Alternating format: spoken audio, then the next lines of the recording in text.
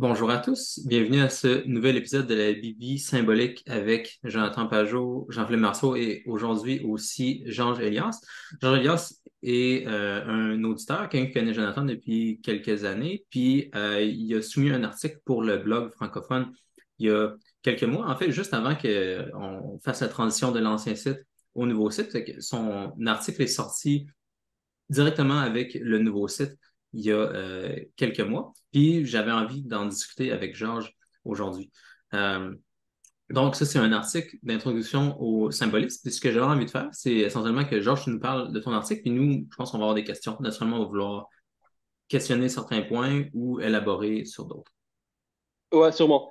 Donc, moi, quand j'ai écrit l'article, en fait, je le, je le voulais dans un rôle de transition parce que personnellement, j'ai grandi et ma notion de la réalité, et de ce qui est vrai et du savoir, ça avait vraiment rapport avec le monde scientifique, comme tout le monde, vraiment. Donc j'avais cette notion que, OK, le monde, c'est une place d'objets objectifs qu'on peut analyser quantitativement, donc avec les maths et la physique, et que notre expérience du monde à nous, elle est juste subjective. Donc, elle n'a pas vraiment un rapport avec la réalité. Donc, c'est vraiment le modèle cartésien, le modèle où je suis dans ma tête et le monde objectif, il existe indépendamment de moi. Mais après, donc, et j'avais un background religieux vu de mon pays et de mon enfance, donc j'avais vraiment du mal à réconcilier. J'arrivais pas à avoir une relation entre la religion et la vérité, parce que si la réalité est en rapport avec uniquement le monde objectif et scientifique, j'arrivais pas à voir comment faire sens de la religion. Et puis je pense, une des premières clés que j'ai trouvées personnellement, ça a rapport avec la physique. Parce que même, je ne suis pas un expert en physique exactement, mais et c'est intéressant parce que cette année, le prix Nobel 2022, c'est exactement sur ces découvertes-là. C'est un Français, il s'appelle Alain Aspect. Et les découvertes sont exactement sur le problème de l'observateur et la physique quantique. J'imagine que vous êtes familier avec ça.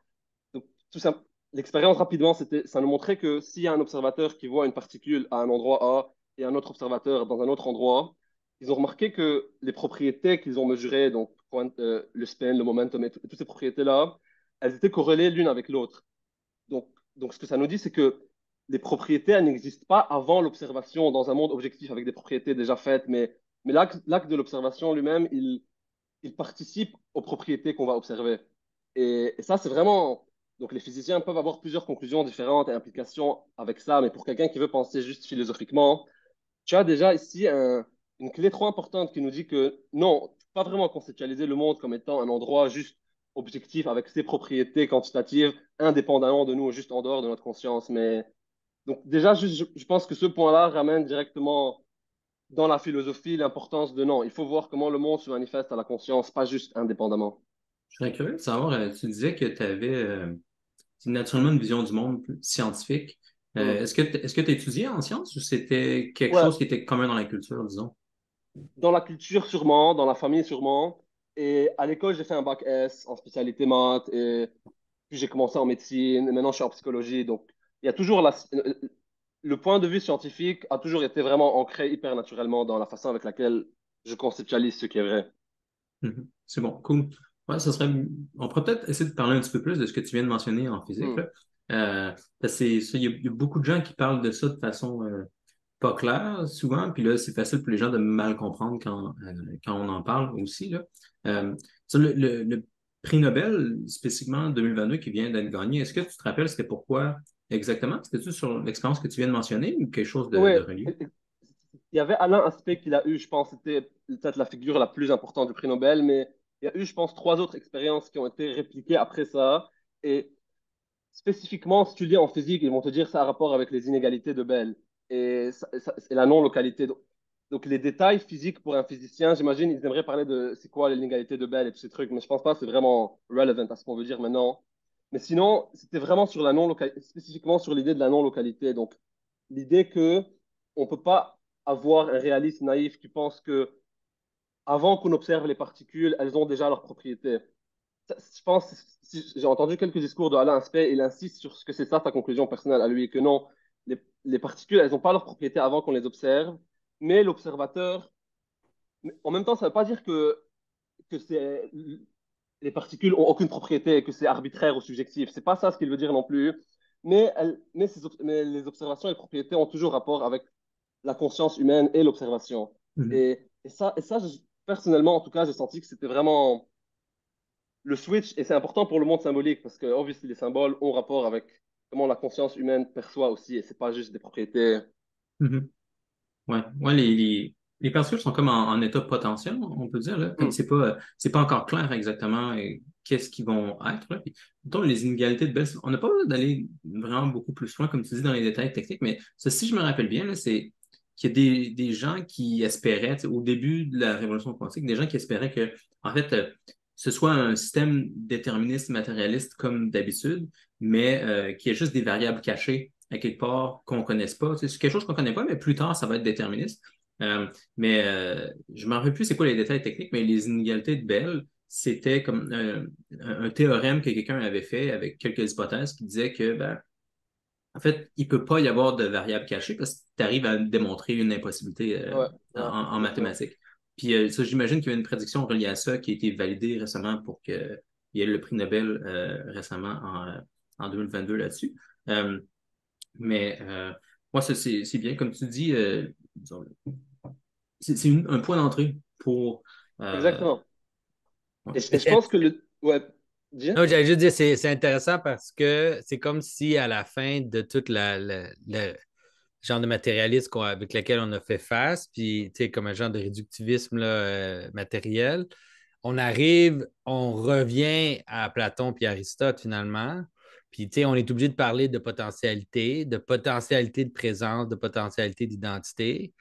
Euh, Puis ça semble nous démontrer qu'en fait, la structure qui est décrite par Aristote, disons, entre l'actuel puis le potentiel, c'est plus primordial finalement que la genre de structure matérialiste qu'on a voulu nous présenter, parce qu'on finalement, on la retrouve même quand on descend jusqu'au niveau le plus bas, même de façon qui nous semble quasiment irréductible, là, rendu là où là, on est vraiment dans une potentialité de présence auquel on n'est pas capable de descendre plus bas pour en découvrir un autre. Mais c'est important de saisir que ça, cette structure-là de base, qui est comme qui, selon moi, est perfectionnée quand même dans le platonisme chrétien, là, chez Saint-Maxime, où, on en a parlé souvent, moi et Jean-Philippe, là, où l'observateur, où l'homme joue un rôle crucial dans, pour ancrer, disons, les principes qualitatifs puis la potentialité, que l'homme joue un rôle crucial, bien, ça semble aussi, cette expérience-là semble aussi euh, démontrer qu'il nécessite une sorte d'intelligence intermédiaire pour relier. Fait que c'est pas non plus que tout est relatif, que tout est que c'est tout dans notre tête, tout ce genre de niaiseries-là Ouais, auxquelles des gens idéalisme. peuvent arriver Ouais. avec ce genre de théorie-là. Mais c'est plutôt de comprendre qu'en fait, cette structure-là disons, de pattern intelligent de qualité en haut, d'une intelligence qui est comme un genre Médiateur. de point de contact, puis après ça, la potentialité d'être, ben c'est ça, c'est comme ça que ça marche. Puis après ça, ça marche comme ça quand tu t'en vas acheter du pain au magasin aussi. Tu sais, c'est pas juste au niveau scientifique à ce niveau-là, mais ça devient une image de saisir, en fait, vraiment là, les anciennes façons de décrire le monde. Ouais, exactement. Et aussi, une autre, à part cette découverte en physique, il y a eu, j'imagine ça, vous avez été plus, genre, c'était vraiment beaucoup dans ce corner, c'était les découvertes sur la perception aussi. Donc, d'une part, on a vu que dans la physique, ça nous dit que, comme tu as dit, quand on descend dans les levels les plus bas, on remarque que non, c'est juste de la potentialité pour existence et que ça n'existe pas indépendamment de nous. Et puis, quand on a aussi étudié la perception scientifiquement, parce que s'il n'y avait pas encore les études scientifiques, certaines personnes pourraient juste dire que la perception du monde, ça fonctionne dans notre tête uniquement et c'est uniquement subjectif et qu'il n'y a pas vraiment une objectivité dans la perception. Mais ce qui est intéressant dans les études sur la perception, c'est que on a pu voir que c'est pas uniquement qu'on perçoit le monde et des objets, c'est pas comme si on percevait le monde et des objets déjà faits qui nous attendaient, mais c'est plutôt que quand on observe quelque chose, cette chose-là, on l'observe avec nos yeux, mais aussi avec notre corps directement. Donc, par exemple, l'exemple d'un serpent. Donc, quand quelqu'un perçoit un serpent, avant même d'avoir l'expérience consciente du serpent, cette personne-là va sauter donc parce que dans les systèmes nerveux, ça va toucher l'amygdale avant, qui va faire qu'il va avoir une réaction incarnée bien avant la conceptualisation subjective du serpent. Donc, je pense que cette découverte-là, elle est aussi trop importante. Elle est trop importante dans le sens où l'expérience qu'on a du monde, elle n'est pas uniquement subjective, mais non, non, non, elle est incarnée, et c'est vraiment un contact de notre corps avec le monde et qui précède, comme tu as dit, toutes ces catégories scientifiques qu'on peut avoir. Il y a vraiment, donc l'expérience, c'est pas une expérience subjective, c'est vraiment être dans le monde d'une façon incarnée, juste tout simplement. Et je Oui, pense que ça, c'est mais important. ça, c'est compliqué parce que les mots, ils sont difficiles des fois à Mm, comprendre, là. Mais quand on parle de la subjectivité, on la comprend vraiment de la façon dont Descartes nous l'a exactement. malheureusement nous fait vivre dedans, c'est-à-dire une sorte de dualité entre l'esprit et le corps qui est devenue à la longue, qui n'était pas nécessairement là chez Descartes, mais qui est devenue à la longue l'idée d'une sorte de subjectivité intérieure qui est totalement euh, spécifié à moi. C'est-à-dire, c'est ma subjectivité à moi. C'est comme une sorte d'intériorité close qui pourrait être différent de la réalité externe. Mais ça, c'est vraiment des fausses dualités qui sont pas utiles rendues où ce qu'on est rendu, de les préserver, mais de saisir que à la fois la relation de l'expérience interne puis la forme du monde externe, c'est des systèmes qui sont nécessairement qui se construisent entre eux. Là. Tu ne tu peux pas juste avoir un, tu ne peux pas juste avoir l'autre. Quelqu'un ne peut pas croire à l'évolution, par exemple, au niveau de la sélection naturelle, puis imaginer qu'on peut avoir une sorte de subjectivité totalement close interne. Exactement. C'est absurde comme façon de penser. Là. Exactement, parce que l'évolution, ça présuppose une, une structure humaine universelle. Donc, quand tu vas percevoir quelque chose au niveau de ton corps, pas au niveau que ta conscience pense que tu vois des concepts, mais au niveau de ton corps, tu vois un verre avec ta main et il y a cette participation. Donc, comme tu dis, il y a une universalité des structures de la conscience. Ça, c'est un truc, je pense, que les gens ont du mal à comprendre. Et peut-être les études en psychologie, ça aide à comprendre ça, que non, vraiment, l'expérience humaine, elle n'est pas subjective. Non, c'est qu'on participe tous dans. C'est comme si on participait dans l'expérience. Il y a un homme universel qui encounter le monde et nous, on participe à cette expérience particulièrement. Mais il faut essayer de bien percevoir comme. Est-ce que ça fait du sens un peu ce que je dis ici? Hein? Oui, mais c'est que une fois qu'on commence à penser comme ça, les conséquences, si on les amène à leur logique, ils sont vraiment radicales pour le monde séculier. C'est-à-dire, on ne peut plus avoir des gens comme Daniel Dennett ou des gens de Nouvelle Athée qui disent ah, la religion, c'est juste une illusion. C'est une illusion. Euh, Puis une sorte tu sais, c'est comme de quoi tu parles? C'est quoi l'illusion dont tu parles? Par rapport à quoi? Tu sais, il y a comme Ouais. une sorte tu sais, les comportements humains, il faut que tu sois capable de les décrire dans cette façon de comprendre la relation entre l'interne et l'externe. Même les choses qui n'ont pas d'équivalent totalement externe, exemple, comme, je ne sais pas moi, la façon dont on a des êtres imaginaires, des êtres Mm. imaginaires comme des licornes ou des je ne sais pas quoi, on peut inventer des êtres dans notre tête, mais même la façon dont on fait ça, ça ne peut pas être arbitraire. Ça doit quand même participer à une structure d'engagement avec le monde, puis avoir une fonction dans le réel. Euh, puis, fait, on peut plus juste balayer de la main tout un aspect du comportement humain ou tout un aspect de la capacité de l'être humain de faire ci ou faire ça, mais on doit au contraire prendre les choses au sérieux, ce qui inclut aussi toutes les structures religieuses, les choses qu'on appelle des superstitions, les choses qu'on a dit que c'était juste les sacrifices, les rituels, toutes ces choses-là qu'on nous a dit que c'est absolument ridicule. Même la magie, même je sais pas moi, faire des talismans ou tous des trucs que les sciences séculiers nous ont dit jusqu'à maintenant que c'est juste une illusion. Mais non, tu ne peux pas faire ça, tu ne peux plus faire ça. C'est ça la surprise d'arriver à la fin Ouais. du matérialisme, c'est que maintenant, tu dois être capable de retourner puis d'expliquer les fonctions puis les structures de ces comportements-là. Il y a vraiment eu Ouais, un gros changement là, dans les dernières décennies où, il y a comme, tu as mentionné ce qui s'est passé en physique, mais avec relié à ce que Jonathan vient juste de dire, là, des gens en psychologie évolutionnaire qui vont s'intéresser à pourquoi est-ce qu'il y a certains comportements humains universels, puis après ça, qu'ils vont les justifier avec une méthode scientifique, ça vient tout détruire ce qui se passait avant quand on essayait de juste évacuer tous ces phénomènes-là.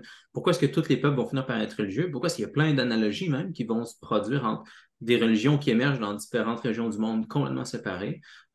Pourquoi est-ce qu'il y a certains comportements qui vont émerger dans n'importe quel groupe? Ça, c'est une chose qu'on peut tout remarquer, là, que je trouve fascinante en vieillissant, là, où il y a plein de choses que tu vas mettons, naturellement développer comme aptitude, que ce soit au travail ou à ta famille, que tu n'as pas besoin de te faire apprendre, mais c'est comme des étapes que tout le monde va finir par avoir. Je sais pas, tu es dans un groupe, là, tu dois t'occuper de gérer un groupe, puis à un moment donné, il y a trop de choses à faire, tu dois prioriser, puis là, tu vas rencontrer des défis que tout le monde, comme c'est universel. N'importe qui arrive à ce stade-là va devoir apprendre à prioriser comme ça. Puis là, tu vas finir par trouver des méthodes que plein d'autres personnes ont trouvées aussi. Puis c'est juste quand tu fais partie de l'expérience humaine que une tête doit être capable d'écouter ce qui se passe, puis évacuer plein de choses, pas écouter plein de choses qui se passent, envoyer des ordres très précis, mettre des choses complètement de côté. Il y a plein d'expériences humaines fondamentales qu'on découvre à l'échelle humaine. On peut toutes les remarquer quand on vit, mais même en science aujourd'hui, on les voit à l'échelle des sociétés, à l'échelle de groupes. Il y a certains comportements qui sont là pas pour des raisons arbitraires, puis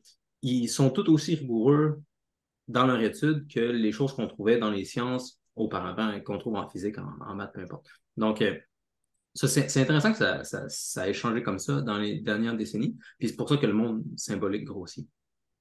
Ouais, c'était vraiment une surprise de comprendre que mon expérience, que l'expérience personnelle de chacun, c'est pas comme on disait, juste être dans sa tête comme Descartes a proposé, mais c'est vraiment participer dans, participer dans une arène qui a des structures et qui a des communalités universelles avec tout le monde, donc les catégories de dedans, dehors. Par Mhm. exemple, Jordan Peterson parle de qu'on est adapté à vivre dans le order, donc là où, par exemple, là où le ciel et la terre se rencontrent pour nous, là où tout est prédictible pour nous et on sait ce qui se passe, et puis le chaos, là où ça ne matche pas vraiment.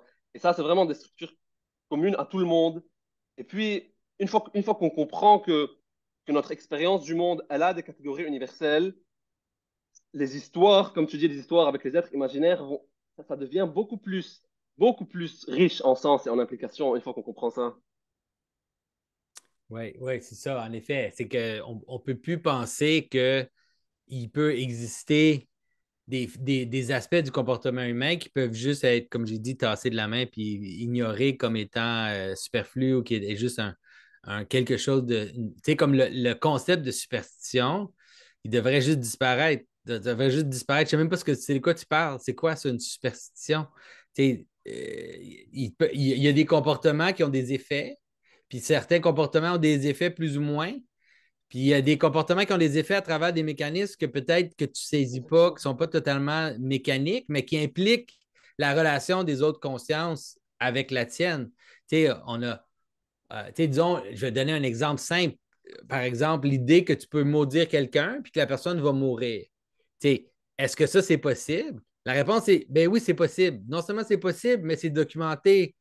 Il y a des gens, des anthropologues qui ont documenté des civilisations dans lesquelles tu as quelqu'un qui maudit une autre personne, puis la personne, le lendemain, est morte.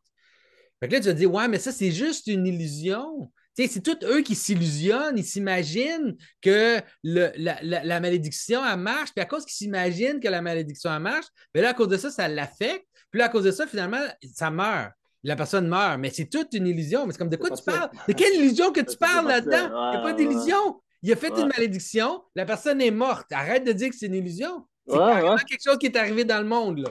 Fait que là, étudie-le, comprends les mécanismes, réalise que le mécanisme qui fait que cette personne-là peut dire ça puis que l'autre personne meurt, c'est le même mécanisme que la personne qui utilise la publicité aujourd'hui utilise pour me faire acheter des Hmm. barres Mars ou des souliers de telle marque, puis que c'est des vraies réalités de capacité du sens, puis d'influence, puis d'autorité à influencer le monde. T'sais. Ça change toute la façon de penser. Une fois que tu switches, là, Exactement. après ça, les choses, ils changent complètement.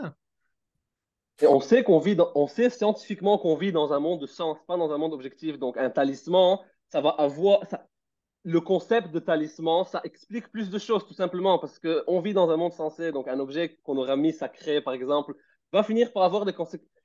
Ça, Ben oui, ça mais tu sais, explique c'est ça, plus. disons, l'image il y a plein d'images, disons, les équipes sportives qui ont plein de rituels quand ils vont faire leur truc, quand il faut mettre tel soulier avant l'autre, puis plein de trucs. Puis là, les gens, je dis, tu pourrais envoyer un genre de cynique, là, matérialiste qui s'en va là, puis il va dire aux gens, ben non, c'est ridicule, faites-le pas, vous ne pouvez pas faire ça, au moins on pourrait l'interdire. On je vous interdis de faire ça parce que c'est totalement de la superstition, fais-le pas. Puis là, après ça, regarde l'équipe perdre après. Parce que Ouais. c'est quoi le but? Si ça fait que l'équipe elle gagne, puis ça marche, parce que ça donne confiance à la personne, puis ça donne l'impression aux autres que cette personne-là a comme un genre de secret qui fait qu'elle a quelque chose de plus que toi. Bien, ça, c'est des vraies choses. C'est pas des fausses choses, c'est pas des illusions. C'est vraiment des vraies affaires dans le monde. Ouais, tu vois trop ça. Par exemple, dans les sports de combat, surtout où c'est un contre un, tu vois vraiment comment Ah oui, le ce jeu de jeu dans tête, ça joue. l'esprit Hein. se joue. Oui, Trop, oui. trop, c'est hyper clair. Non, mais tu vois que quand tu vois, là, surtout c'est pour ça qu'ils font des rencontres des combattants avant Ouais, le ouais, match, ouais. parce que c'est des magiciens, là. Dans ce cas-là, là, c'est Des des magiciens, sorciers, là. c'est Les deux, exactement des là, c'est sorciers. deux sorciers, là. Ouais, Puis là, ils ouais. s'envoient des juju, là, ils s'envoient des malédictions. Ils ont plein de façons d'essayer de rentrer dans la tête de l'autre puis de l'écraser dans sa tête d'aller dans un combat. Mais tu sais, c'est vraiment un combat de magiciens, là.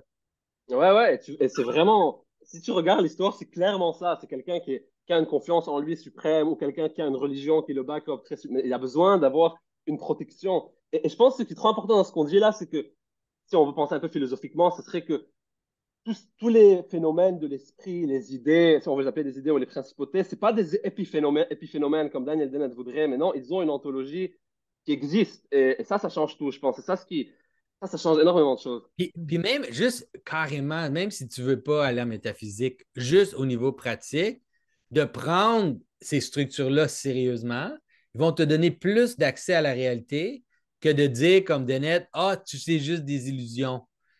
Puis là, c'est des illusions qui fonctionnent, mais là, ce qu'il faudrait faire, c'est convaincre toute la Terre au complet d'arrêter de croire à ces illusions-là. Puis là, à ce moment-là, on pourrait changer le monde. C'est comme non, t'es un être ridicule quand tu dis des choses comme ça. Là. C'est pas de même que ça marche. Ouais. Parce que même lui, personnellement, il participe à ses illusions à sa Ah oui, façon. ça c'est sûr. Ouais.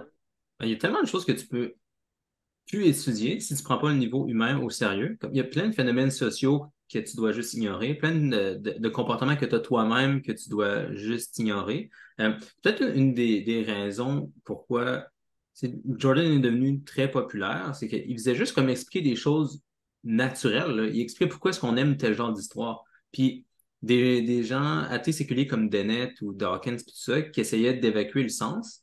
euh, il était juste pas capable de rendre compte de toute cette partie de l'expérience humaine. C'est quand même fou quand tu y penses, parce qu'on dépense, tu sais, je sais pas, des milliards de dollars par année pour créer des films, aller Ben les oui. écouter. On dépense tellement, c'est énorme culturellement. Toutes les cultures se racontent des histoires. C'est si ça sert à rien, Non, mais c'est une grosse aberration. c'est super intéressant parce que je me souviens, tu sais, il y a des choses sur lesquelles tu as toujours envie que tu serais là dans la conversation, mais il y avait Jordan Peterson qui avait parlé avec Sam Harris. Puis là, il a demandé est-ce que les histoires de fiction ils ont une sorte de réalité. Est-ce que les histoires, les fiction ont une sorte de réalité? Puis là, Sam Harris, tu qu'il hésitait, il n'aimait pas ça, puis il a dit oui, mais plus si c'est proche de la réalité, comme une description comme un roman historique ou des choses comme ça. Je veux dire, ce qu'il a dit, c'est clairement faux. C'est clairement faux. Parce que Harry Potter, ça a bien plus d'influence que tel roman historique écrit je ne sais pas quand.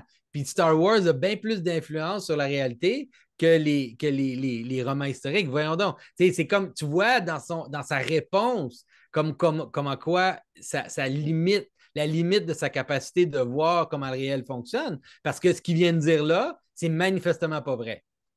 C'est juste pas vrai. Fait que, puis tout le monde le sait que c'est pas vrai, que les histoires qui sont comme un documentaire sur une histoire basée sur une histoire vraie dans un film, ça va être moins populaire, c'est sûr, que Marvel. Ça, c'est 100%.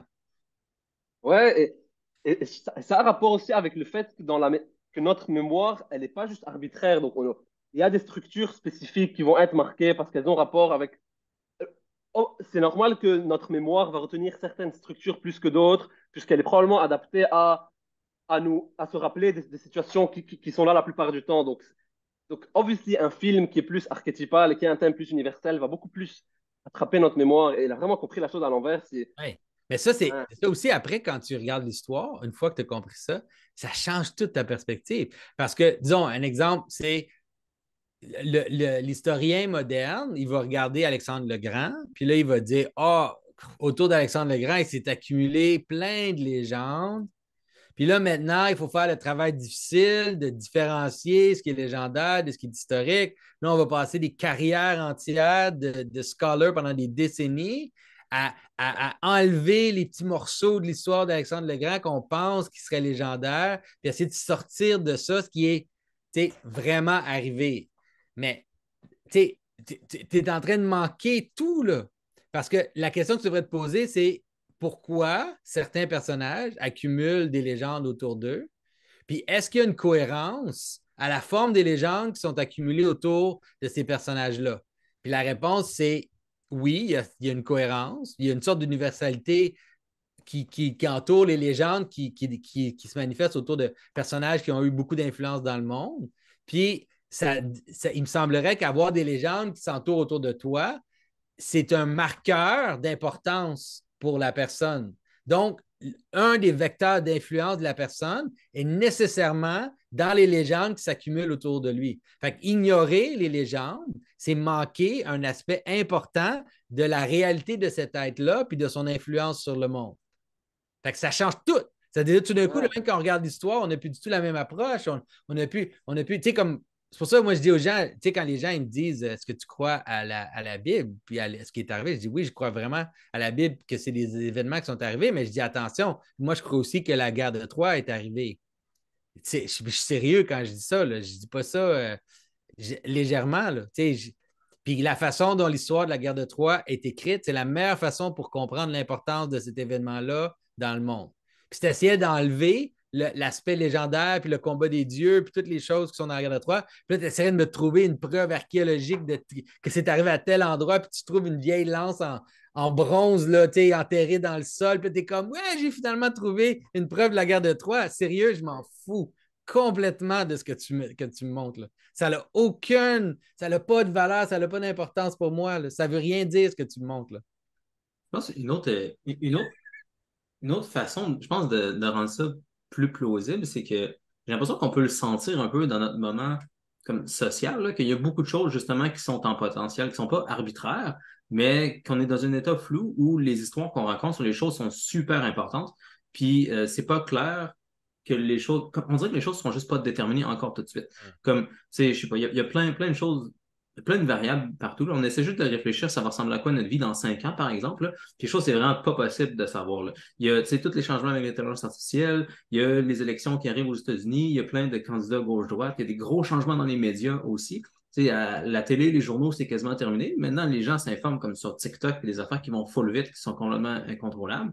Puis on dirait avec ça, là, tu peux faire plein de récits. Là. Si tu veux, tu peux faire une histoire comme quoi, ben, avec tous ces changements-là qui vont tellement vite, les gens vont vouloir quelque chose de très ordonné, puis ça va devenir une dictature. Tu peux dire, ben, les gens vont continuer à aller dans des directions plus woke, puis on va aller complètement à gauche. Comme toutes ces histoires-là, comme ils existent pour l'instant comme un potentiel, on ne sait pas c'est laquelle qui va être sélectionnée. Puis si tu penses que les phénomènes qui existent à l'échelle humaine ou à l'échelle sociale, des histoires qu'on se raconte. Si tu penses que tout ça, c'est des illusions, mais tu peux juste comme, pas parler de ce qui est en train de se passer présentement. Une grosse partie de notre culture là, qui est juste intelligible si tu considères l'influence des histoires puis le fait que l'humain est un médiateur entre des médiums confus comme ça, comme en potentialité, puis le futur qui va vraiment se passer. Si tu te coupes de ça, puis tu essaies juste de tout réduire à une histoire matérielle classique comme les gens pensaient auparavant, c'est juste comme un extraterrestre. Il y a plein de choses que tu pourras juste pas discuter aujourd'hui. Non, de toute façon, en ce moment, on est vraiment dans un moment où les choses tremblent tellement que on ne peut pas y arriver. Puis il y a des choses qui se passent carrément là, dans le monde très manifesté là, que dans 100 ans, les gens ont de la misère à le croire. Là.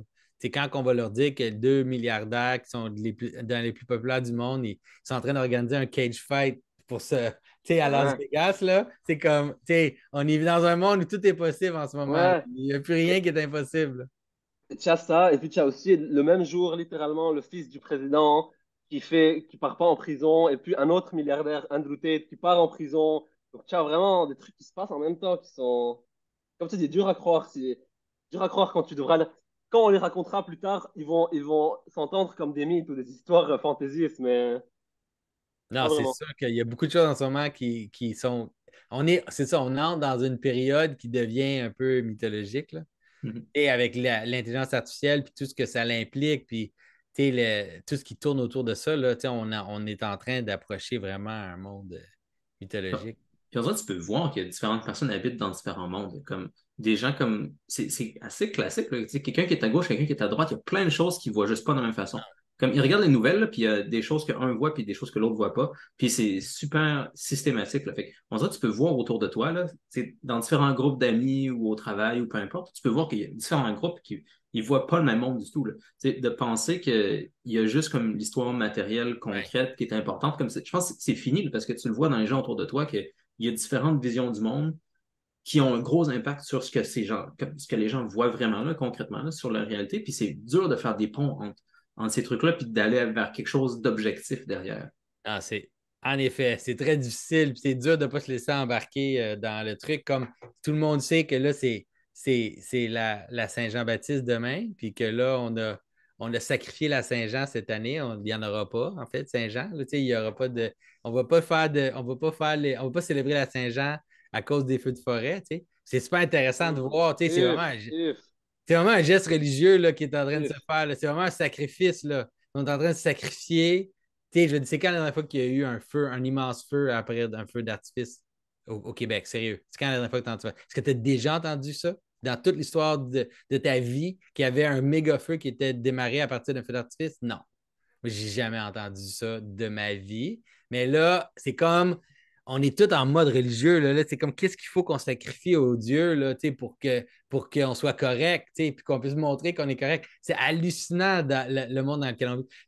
C'est quoi? C'est en Hollande qu'ils vont tuer 200 000 vaches pour l'environnement. Oui, ils vont sacrifier 200 000 vaches à la déesse de la Terre, dans le fond, parce qu'ils pensent que ça va arrêter le réchauffement climatique. Je veux dire, on est tellement là, c'est comme le monde mythologique, là, Ouais. il se bat pour rentrer, là. Mais c'est même pas que psychologiquement que ça. C'est même pas que psychologiquement, on peut voir que les mythologies et les histoires sont importantes, mais maintenant, comme tu dis, on les voit même à la grande échelle. Et ça, c'est Non, non, fou. mais c'est ça, ça rentre à pleine vitesse, là. Fait que, on ne sait pas, comme Jean-Philippe dit, à cause de ça, tout est comme incertain. On ne sait pas de quoi ça va avoir de l'air dans quelques années, mais en tout cas, c'est clair que c'est un bon moment pour aider les gens à saisir comment les histoires affectent notre comportement, comment les narratifs affectent notre puis comment, d'une certaine façon, même l'idée d'une sorte de sibylle, là, ou l'idée d'un genre de prophète ou quelqu'un qui regarde dans des boules de cristal, là, puis qui là, il affecte notre comportement. Si on vit avec ça en ce moment à fond, là. C'est super intéressant. Là. Et donc je pense que comprendre le monde symbolique de cette façon, c'est trop important. Parce que comme tu dis, Jean-Philippe, donc si chacun a son histoire et si chacun voit le monde à sa façon, c'est trop facile de tomber dans le piège du postmodernisme qui est, OK, chacun voit le monde dans lequel il veut, chacun a sa propre narrative. Mais ce qui est cool dans le monde symbolique, c'est que ça admet l'expérience individuelle, mais il y a quand même beaucoup de contraintes. Et il y a une façon. Donc, ça prend en compte l'individu, mais sans tomber dans un subjectivisme individuel, personnel. Donc je pense que ça peut vraiment être important de donner une nouvelle grammaire de pensée. Moi, en tout cas, c'est ce que ça m'a donné à moi personnellement. Mhm. Mais c'est surtout, tu sais, puis là, on va tomber plus dans le directement religieux, là, mais c'est surtout la différence entre le monothéisme et un genre de paganisme de fond. Parce que Mm. en ce moment, ce qui est en train de revenir avec avec le fait qu'on a détruit un monothéisme, puis on s'en va vers une sorte de paganisme, bien là, on va commencer à saisir que les anciennes villes, là, qui se battaient toujours entre elles, c'est parce qu'ils vivaient vraiment dans des mondes différents. Ils étaient vraiment en allégeance à des principautés particulières. Ces principautés-là étaient incompatibles entre elles et donc ça menait à la guerre constante parce qu'il n'y avait pas la possibilité de voir comment les choses s'unissaient au-dessus. Tu sais.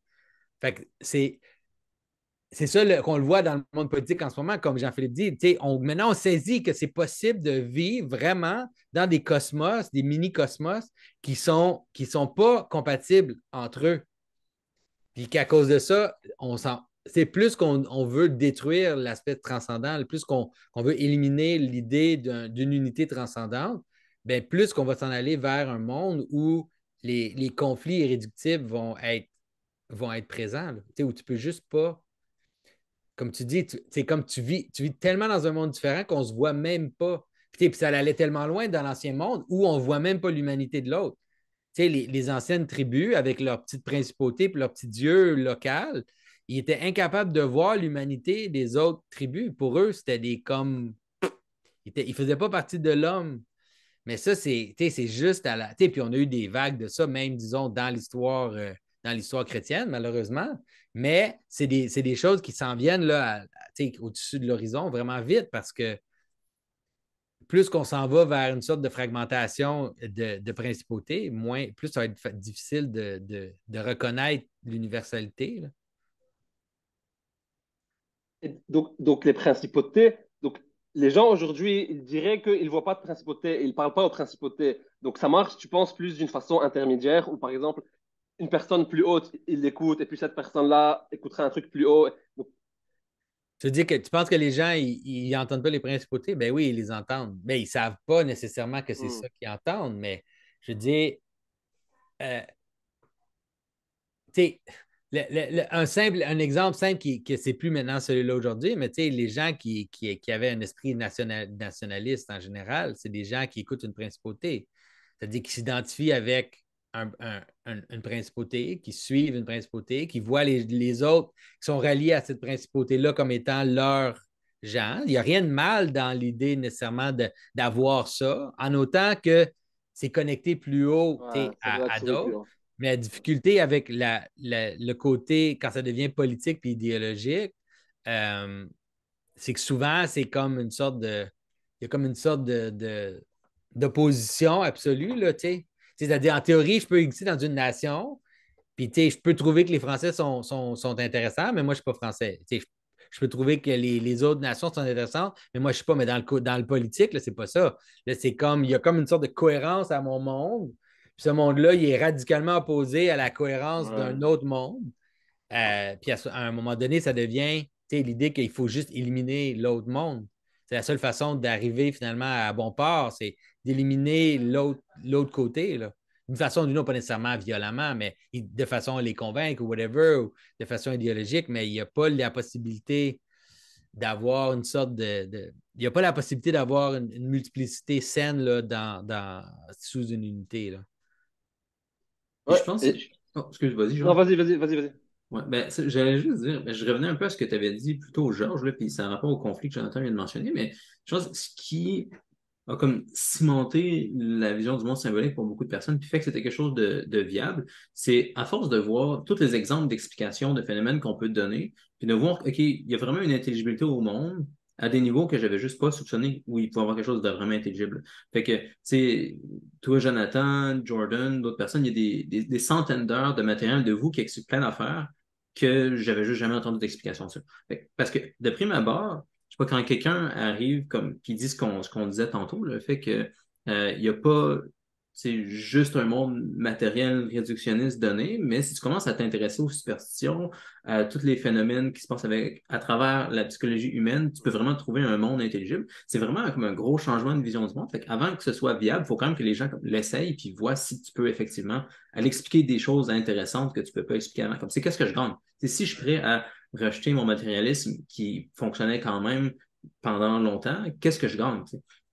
Puis, à force de donner plein d'exemples de phénomènes qu'on peut expliquer dans notre vision, dans des phénomènes qui sont proches de nous, puis là, différentes personnes vont être intéressées par différentes choses. Là. Comme j'ai dit tantôt, je pense qu'il y a plein de gens. En tout cas, moi, c'est une des choses que j'ai beaucoup aimé de ce que Jordan faisait au début, c'était qu'il prenait plein d'histoires que je connaissais, où je pensais que c'était juste une histoire divertissante, mais je n'avais pas catché qu'il y avait du sens profond derrière, de comme m'ouvrir les yeux sur plein de choses comme ça. C'était vraiment impressionnant, puis ça me faisait dire, OK, il y a vraiment comme quelque chose de valeur dans cette vision-là que je n'avais pas auparavant en étant plus réductionniste. D'autres personnes, ils vont avoir d'autres raisons, peut-être d'autres choses qui les motivent exactement dans cette vision du monde-là. Mais à force de faire ça, comme c'est que tu deviens plus confiant dans la vision du monde symbolique. Puis aussi, je pense, c'est que là que tu as une chance de sortir des deux extrêmes qu'on mentionnait tantôt. Parce que, tu sais, je sais pas, on dirait, à ce temps, c'est plus facile de voir comment ça se fait que quand je vois avec certains groupes, on dirait, mettons, j'ai des collègues au travail qui sont plus à gauche, puis là, je vois comme leur monde à eux.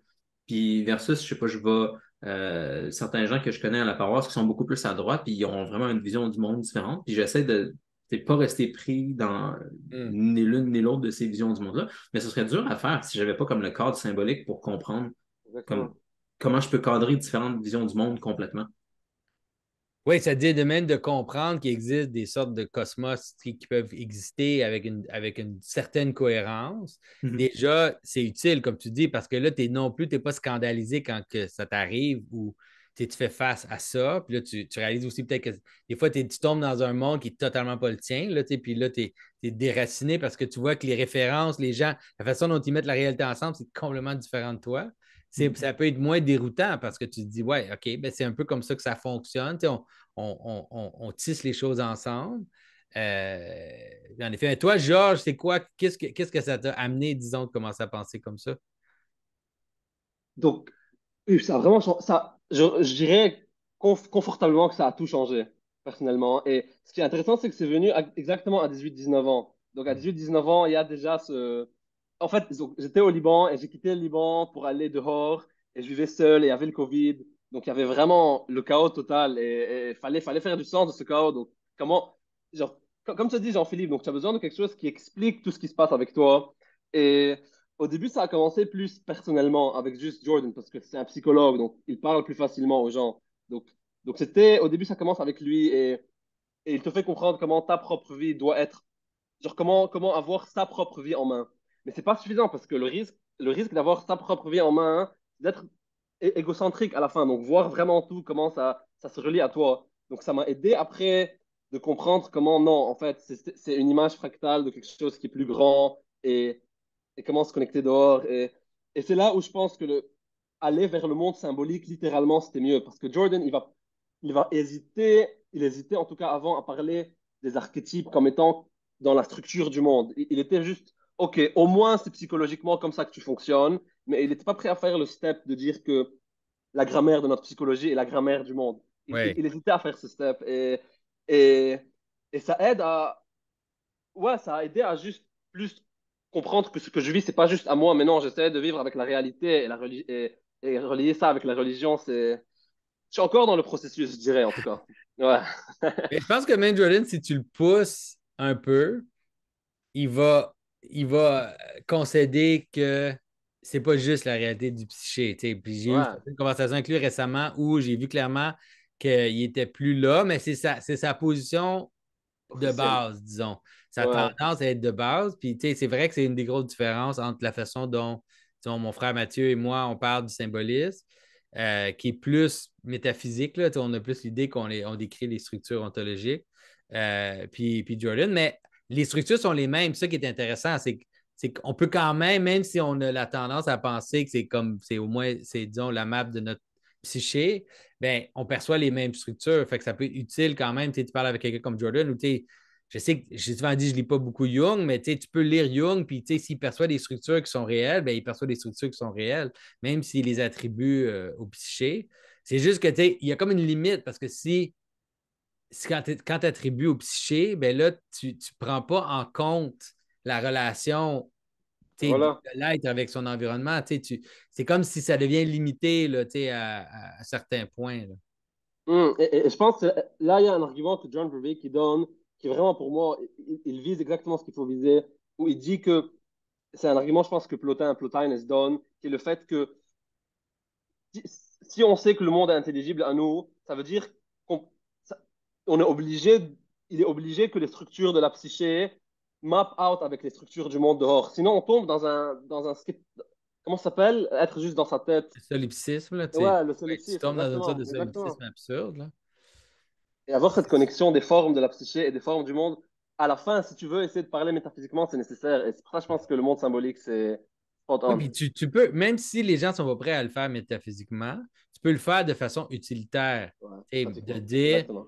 de toute façon, tu n'as pas accès Ouais, à d'autres structures dans le monde, à part celles que ton psyché est capable de reconnaître comme des structures. Donc, quand tu essayes de séparer les deux, de quoi tu parles exactement? C'est où que tu te places ouais, métaphysiquement pour parler d'un monde qui est à l'extérieur des structures du psyché humain.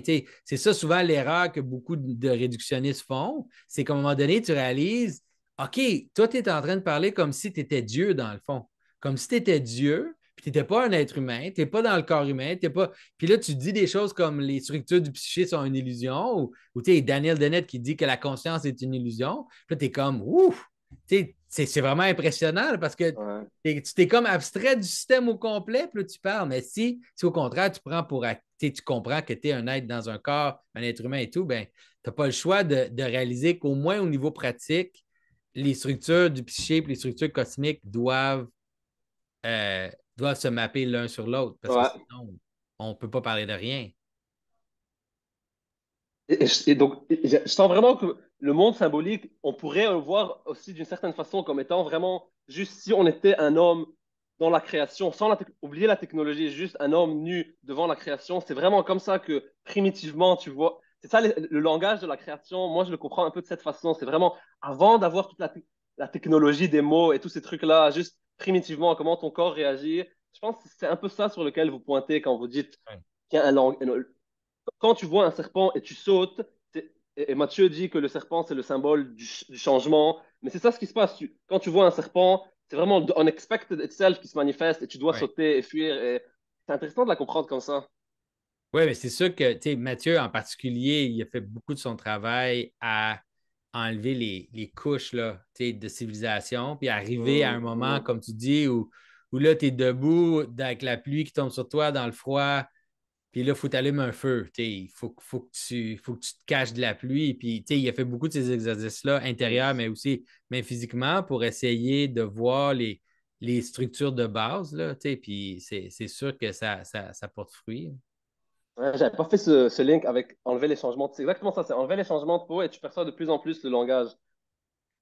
Oui, c'est ça, tu arrives, au bout. Là, puis quand tu veux saisir les histoires dans la Bible, surtout, là, il faut que tu sois capable un peu de te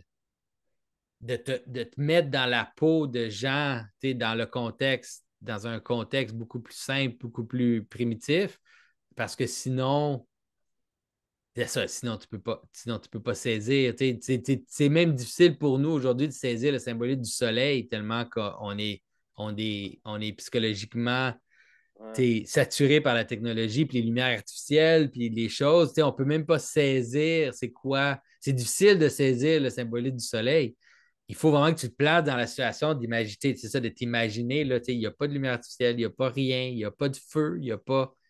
Puis là, le soleil, qu'est-ce que ça fait? Comment c'est comme une horloge, comment c'est ce qui te fait voir le monde, comment ce qui te fait, qui donne de l'ordre au monde autour de toi, qui tombe dans le chaos la nuit. Il y a plein de. C'est vraiment. C'est très simple, là. C'est tellement simple que c'est même difficile de le faire parce que il faut vraiment que tu descendes au niveau très, Ouais. aux intuitions très primitives. Là. Ça, ce genre de Ouais. point-là, par exemple, quand j'entendais Mathieu parler de ça, il y avait comme une objection qui me venait en tête, puis je suis curieux de savoir comment vous la traiteriez, là. C'est de devoir, par exemple, c'est aller dans le bois pour voir c'est quoi l'impact que le soleil a ou l'impact que de trouver de l'eau ça a sur toi. Ça lui permettait de mieux comprendre le symbolisme de différentes choses très fondamentales comme le soleil, comme l'eau, comme le puits, etc. Mais comme une personne moi qui se demande, OK, est-ce que de faire ça, ça nous aide à comprendre c'était quoi le symbolisme des personnes pré-technologiques ou ça nous aide à comprendre mieux comme la réalité en tant que telle? Comment ça se fait que si, mettons, je me coupe de la technologie, puis là, je peux mieux comprendre, par exemple, des histoires dans la Bible, ça veut nécessairement dire que je comprends mieux la réalité en tant que telle. Oui, mais moi, je pense que oui, parce que dans le fond, ces structures-là qui sont très primordiales, ensuite, ils informent les structures, même les structures artificielles qu'on a créées. C'est-à-dire, la meilleure façon de saisir l'importance de la lumière artificielle, c'est de saisir le symbolique du soleil. Puis après ça, tu vas voir que la lumière artificielle est un dérivé de ce symbolisme-là, mais il ne va jamais avoir tout ce que le symbolisme primordial inclut. Tu sais.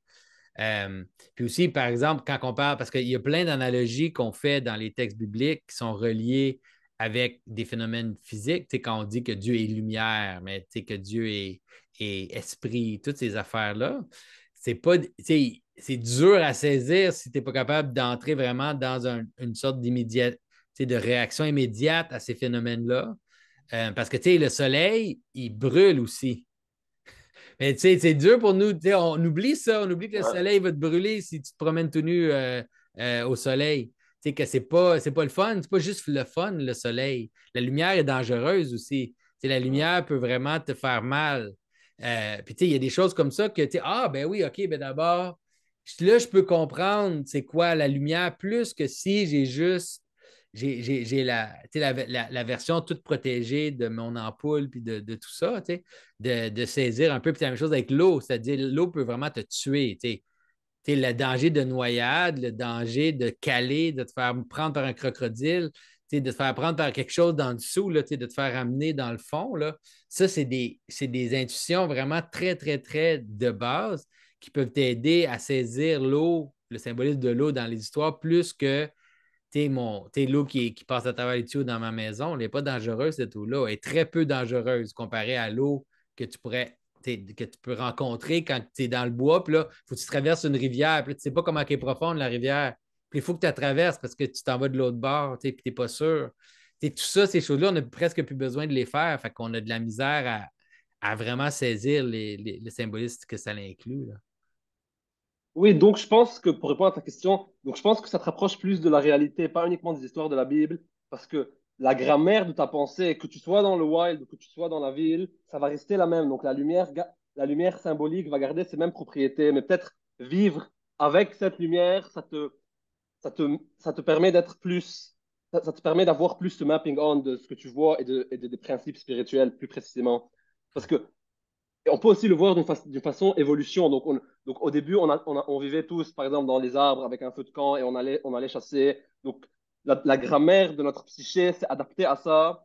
Et maintenant qu'on vit, par exemple, dans la ville ou dans la technologie, c'est la même structure qu'on va projeter, mais elle va moins map probablement. Donc il y aura plus probablement d'anomalies et de choses monstrueuses que si. Donc c'est pour ça que je pense que c'est plus la réalité que uniquement la Bible. Moi, c'est comme ça que je répondrai à ça. Oui, mais même ce que tu viens de dire, c'est important parce que une des structures du symbolisme de la technologie, c'est un symbolisme d'aliénation. Puis toi, ce que tu as dit là, ça Hmm. peut t'aider à saisir vraiment simplement pourquoi que la technologie, on a tout un aspect narratif de la technologie qui est une forme d'aliénation de l'être humain, parce que pour exactement ce que tu as dit, c'est-à-dire d'une certaine façon, nos intuitions de base, nos désirs de base, notre façon d'être construit de base, elle est faite pour des interactions plus immédiates avec les choses primordiales. Fait que là, maintenant tu crées des buffers autour de ça avec la technologie, ben, il y a même si tu es plus confortable, il y a un aspect de toi qui, comme on dirait, qu'il manque quelque chose, comme s'il y a comme une sorte d'aliénation qui est liée à ça. C'est pas irrémédiable, mais c'est important de le saisir parce que sinon, on peut tomber dans des patterns où on ne se rend même pas compte pourquoi qu'on est malheureux, pourquoi qu'on n'arrive pas à avoir du sens dans la vie, mais c'est aussi parce que on est juste dans un monde de machines qui ne nous connecte pas avec des choses très primordiales qu'il y a en nous. Là. Ouais, souvent aussi, tu sens, cette technologie, elle va être aussi intériorisée. Donc, tu vas penser avec, comme Ian McGilchrist parle de l'hémisphère gauche, donc tu vas penser aussi trop avec les mots, tu vas tout le temps faire le top-down. Donc, je sens vraiment que vivre dans la technologie, c'est aussi l'image de comment tu vas imposer, toi, tes propres structures personnelles dans le monde, au Mhm. lieu de recevoir, comme tu dis, des trucs primordiaux. C'est relié à un autre truc que tu avais écrit dans ton essai que je trouvais intéressant, là.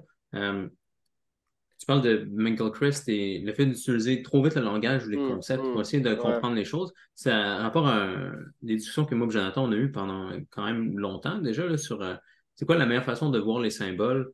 Est-ce que c'est avec un langage plus de forme abstraite, comme on peut attribuer à Platon ou à Aristote, ou bien c'est plus de voir des personnes en premier lieu? Ouais. Euh, Puis ça, j'ai entendu Jonathan dire quelque chose de vraiment intéressant là, il n'y a pas si longtemps quand tu parlais avec John Vervaeke, puis je pense que vous parliez des vertus spécifiquement, puis tu racontais que dans Dante, les vertus, c'est des personnes, sont représentées par des personnes, soit par des saints, soit par des anges. Puis tu disais que c'est une meilleure représentation des vertus que de parler de formes aristotéliciennes, là, que c'est comme de donner c'est vraiment des propositions, là, pour autant que je comprenne Aristote, là, une forme, c'est un système de propositions nécessaires et suffisantes là, qui te permettent de savoir c'est quoi la structure abstraite de certaines choses. Pour Platon, c'est même pas sûr que c'était ça. Là. On dirait que quand même, il pointe au fait que les, ultimement, les vertus sont comme exhibées par Socrate, mais sont jamais définies en mots de façon statique. Euh, mais ça, je trouve que c'est un point intéressant de l'essai. Fait que, Georges, si tu as quelque chose de plus à dire là-dessus, vas-y. Non, si tu veux, Jonathan, commencer à répondre à ça. Je suis sûr que tu as. Ok, j'irai moi. Euh, donc, moi, en tout cas, je le vois juste d'un point de vue. Les insights que moi j'ai sur ça, c'est un rapport avec la psychologie. Donc, Mhm. nous, on sait que donc, le problème, the frame problem, le problème que le monde est trop compliqué. Donc, afin de percevoir le monde, on a besoin d'avoir une structure particulière. Et, ce qui est intéressant, c'est que la cybernétique nous a montré que cette structure, c'est en fait un idéal composite, tout simplement. Donc, tu posites un idéal que tu compares à ta situation actuelle, un idéal, un juge à ta situation actuelle, et c'est à travers cet idéal-là que tu vas pouvoir sélectionner ce qui est relevant et ce qui n'est pas relevant à ce but particulier. Mais tu peux de l'extérieur dire que c'est uniquement un but et composite un but abstrait. Mais si tu veux rentrer dans l'expérience de la chose, est-ce que c'est un but que tu posites ou est-ce que c'est une personnalité idéale plus haute que tu Mhm. désires, que tu as observé chez des... À rapport aussi avec le mimétisme de René Girard, donc on observe les autres et on les imite. Donc c'est comme si on faisait un amalgame d'une personnalité, mais aussi l'amalgame, c'est elle qui forme. Donc elle a une agence. Donc moi, c'est là où je suis, c'est là où j'en suis avec cette idée-là de est-ce que le ciel est fait de forme ou est-ce que le ciel est fait de personnes? Ça, c'est un truc où... C'est ça. Hum. Oui, c'est sûr que la réponse chrétienne, c'est que c'est fait de personne. De personnes. C'est juste que c'est difficile pour les gens de saisir ça. Là. Tu sais, Cécile, c'est pousser les gens loin dans. Mais ce que Jean-Philippe a dit, c'est réel, c'est-à-dire que nos idéaux, c'est des exemples en général. C'est comme ça qu'on. C'est la meilleure façon de fonctionner. C'est-à-dire, on voit les vertus à travers les exemples, puis on suit les exemples. Tu sais, dans notre vie de tous les jours, c'est ça qu'on fait. Là. Tu sais, on s'enligne sur d'autres, là, on s'enligne sur des gens. On le voit aussi surtout je pense que c'est quelque chose que j'ai vu dans les dernières années avec les gens qui s'intéressent au monde symbolique, puis après, tu sais, ils vont se diriger vers une vie chrétienne. Comme c'est tentant de passer beaucoup, beaucoup de temps sur des arguments, puis essayer de comprendre de façon abstraite, OK, c'est qu'est-ce que je dois exactement croire, c'est quoi exactement l'Église où je devrais aller, c'est quoi exactement tous les arguments. Pour ça, c'est facile de rester dans vraiment un mode comme ça, où tu essaies de juste comme tout comprendre, là, avoir plein, plein d'informations. Mais comme une alternative à ça, c'est de plus voir où est-ce qu'il y a des bons exemples pour toi. Comme c'est souvent plus efficace, je trouve. Au lieu de passer beaucoup, beaucoup de temps à réfléchir de façon abstraite sur quelque chose, tu peux regarder comme où est-ce que tu es comme appelé aux meilleures transformations. Parce que de toute façon, les propositions que tu penses qui sont vraies maintenant, ça se pourrait bien que tu changes d'idée dans 2 ans. Si tu as vraiment réussi à trouver un bon endroit pour grandir, tu ne verras plus les choses de la même façon. Mm. Avec un peu de chance, ça va être beaucoup plus clair la façon dont tu vas voir les choses dans 2 ans, mais ça va rendre un peu ridicule les investigations abstraites que tu avais faites au début. Puis ça va comme trouver des bons modèles de transformation, c'est souvent plus efficace. Et que ça, je vais juste le dire parce que c'est quelque chose que j'ai vu souvent là, quand même. Si on parle d'introduction au symbolisme, là, c'est plein de gens au début qui ont cette tentation-là d'essayer de comprendre parfaitement avec un système, c'est quoi le bon système de symboles, un petit Oui, peu. c'est ça, c'est ça. Oui, oui, mais tu le vois, les gens, ben, tu sais, moi, je le vois surtout quand les gens commencent à être obsédés par les hiérarchies d'anges. Là. Là, ils sont comme, ils essaient de tout mapper ça, puis t'es comme, dude, non, c'est pas, ça va t'aider, là. Tu sais, de toute façon, les trônes, là, puis tu sais, les hautes sphères, là, t'as pas accès anyways, là, tu sais, fait que t'es mieux de trouver un saint puis de regarder son exemple plutôt en ce moment. Ouais, ouais. Donc, comme tu dis, Jean-Philippe, donc ça revient vraiment à un des trucs que moi, en tout cas, le monde symbolique et toute cette vision m'aide, c'est de prendre ton expérience du monde au sérieux, sans la comprendre comme étant ton histoire à toi romantique, non, mais comme étant une participation dans cet acte créatif. Et il y a toujours quelque chose qui va t'appeler, et souvent c'est quelqu'un qui va t'appeler à aller te développer plus haut vers là.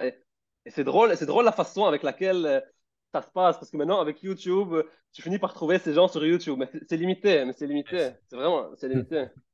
Ouais. Très bien. Ah. J'ai l'impression que ce serait. Oh, t'avais-tu quelque Ouais, chose d'autre, j'allais Jonathan? dire, moi, je dois aller, messieurs, je dois quitter, malheureusement. Ouais, je disais que je pense que ce serait un bon moment de faire une Ouais, conclusion aussi. Fait que, ouais. merci Georges d'avoir écrit l'article. Je vais le mettre dans la description pour tout le monde. Puis merci d'avoir accepté l'invitation. Merci Jonathan comme Ah d'habitude. oui, c'était bon de te rencontrer, Georges. Ouais, merci, c'était vraiment un plaisir. Donc, on peut se revoir. Au revoir. OK. Au plaisir. Bye Merci, bye. Jean-Philippe.